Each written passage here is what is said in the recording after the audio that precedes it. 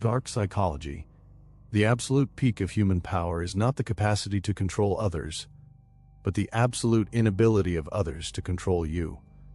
Most people believe that to win an emotional war, to defend your status, or to survive a public attack, you must strike back with equal rage, fire a clever insult, or win the screaming match.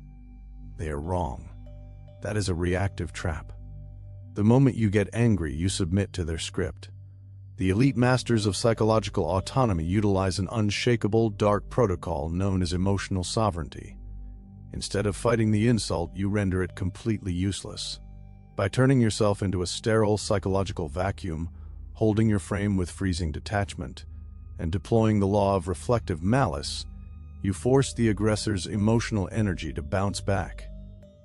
You don't try to defeat them. You simply stay still until their own toxic rage turns them into the frantic, low-status clown of the entire room.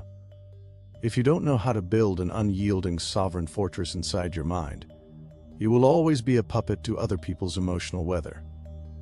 Here are the 5 brutal laws of Machiavellian autonomy to become completely immune to manipulation, control any environment, and stay untouchable forever. Rule number 1. Strip the emotional cargo from any incoming insult and audit only the raw intent. In standard social training, when someone attacks you, your brain treats the toxic words as an immediate emergency. Your pulse skyrockets, your logic shuts down, and you instantly react to defend your pride. You enter their trap. An elite sovereign mind utilizes the Dispassion filtration to neutralize the strike. The next time someone fires a public insult or a passive-aggressive dig at your expense, do not look hurt, and do not fire back. In your mind, separate the words from the mechanics. Look at the speaker not as an enemy, but as a low-status subject who is leaking their own internal anxiety. Ask yourself with cold clinical curiosity, why is this person leaking this data right now? What are they trying to achieve? By analyzing their execution instead of feeling their words, you create a sterile mental vacuum. Your face will maintain absolute freezing poker face stillness, completely starving them of the emotional validation they expected. You become a stone wall that their toxic wave simply hits and dies against. Rule number 2. Force the aggressor to carry the full weight of their own social awkwardness. Most people suffer from a desperate urge to relieve tension in a room. When someone makes a rude comment or a toxic joke, the victim often laughs nervously or looks down to hide the embarrassment, trying to erase the friction for cheap. In high-agency frame control, erasing their tension is a submissive signal. It tells the room that you accept the burden of their bad behavior. To project supreme authority, deploy the reflective shield. The next time someone crosses a line in front of the group, do not answer, do not defend yourself, and do not blink. Maintain your absolute stillness.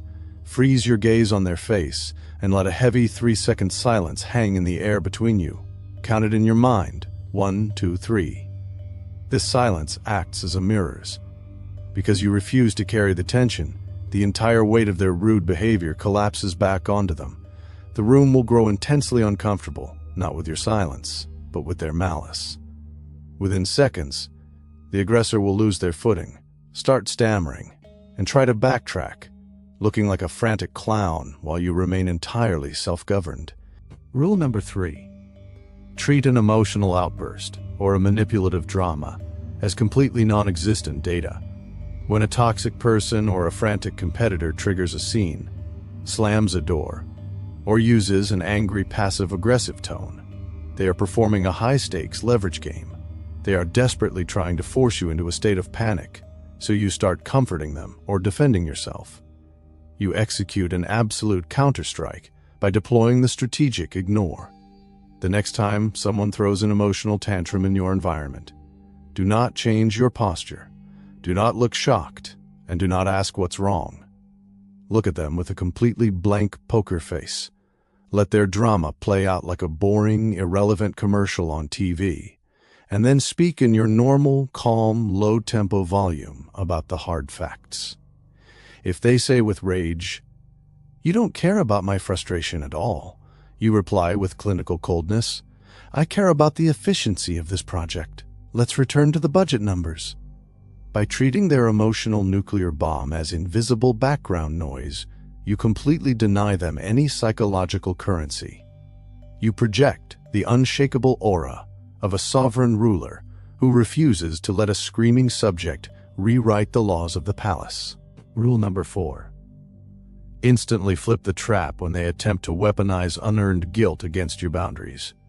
This is the ultimate defensive mastery.